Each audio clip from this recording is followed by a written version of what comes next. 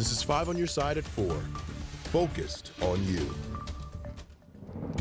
We begin at 4 in a weather alert. Parts of Nebraska already seeing severe storms, including this tornado near Waverly, Nebraska. It's all part of the same system moving through our area.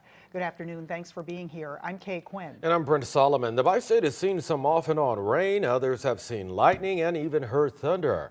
And it's just a preview of the weather pattern we're in. Let's get right to Chief Meteorologist Scott Connell with more on that severe storm. You know, Weather First team's been busy tracking over the last 24 hours rounds of showers and thunderstorms, not only here, but elsewhere across the Midwest, and how that impacts our weather here, because each subsequent storm system or part of this storm system that comes after the last batch of showers and storms impacts the next one. Right now, most of the metro area is just looking at clouds after that first wave of rain. That's a live look as we check over in O'Fallon, Illinois. It does look a little dark, though, and ominous. That's because as we go just south of St. Louis, and especially down 44, we start to pick up some more heavier rain and some rumbles of thunder. Quite a bit of lightning here coming out of Dent County into far southern portions of Crawford and Washington County. Been a little noisy around Potosi and Viburnum.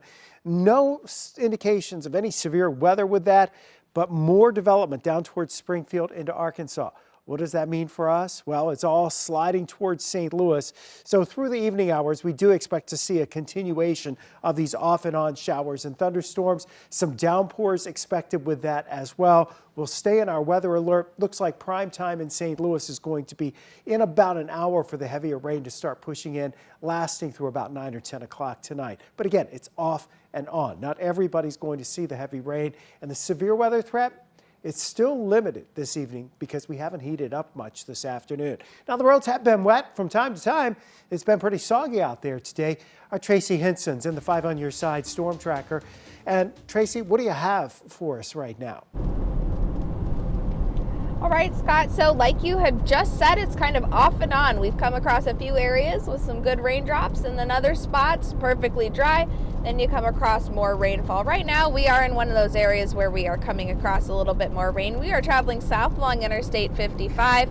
We are going to intercept that rainfall as it gets just a little bit heavier here as we make our way further down to the south.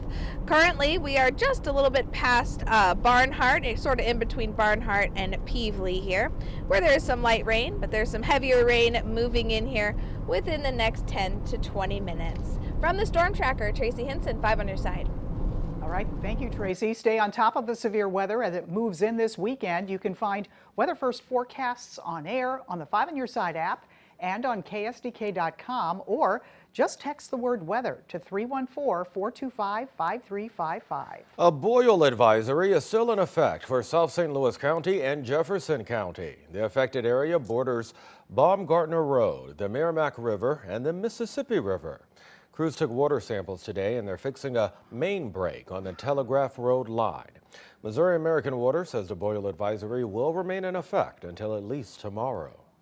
Right now, the search continues for a man accused of shooting a woman in a gas station parking lot 2 weeks ago.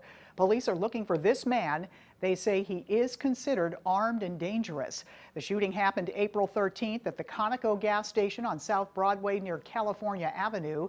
5 on your side's Robert Townsend joins us live from that neighborhood with what we know. Robert? Kay, police tell me the man who shot the woman is still on the run. Investigators are now asking for the public's help. They want people to take a good look at these surveillance photos. They say just after 2 a.m. on April 13th, the man got into an argument with a 32-year-old woman in the gas station's parking lot, shot her in her lower back, and then sped off in a white Chevrolet Impala with a sunroof. Police say at the time of the shooting, the suspect wore a black jacket, a black shirt, blue jeans, and a pink hat. Now, this wasn't the first time police have been called to this South Broadway gas station.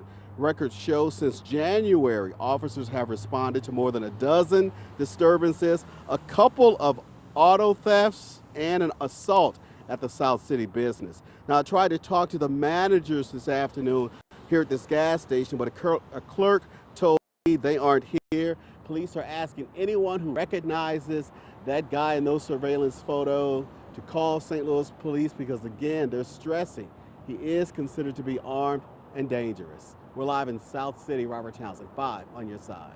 Yeah, pretty crystal clear images there. Robert, thank you. More help is on the way this weekend for Kia owners. There will be a free anti-theft clinic this weekend to help owners protect their cars.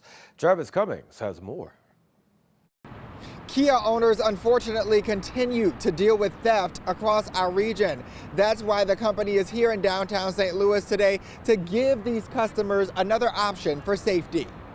Take a look at this map of where the first mobile clinic is being held. It's at 608 South Broadway, right by the ballpark.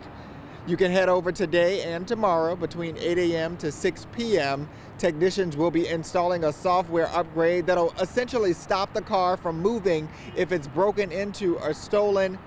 Estimated installation time is about 20 minutes. When I first got the letter, I called one of the dealers and oh, it'll take a good little while. You know, we want you to, because they were busy. I understand that. A friend called me this morning, said that he'd heard it on the news that they were doing the pop-up clinic. I go, I'm on my way. If you can't make it downtown today or tomorrow, a third clinic is going to be happening at Chesterfield Mall on Sunday from 8 a.m. to 3 p.m. Reporting in downtown St. Louis, Travis Cummings, 5 on your side.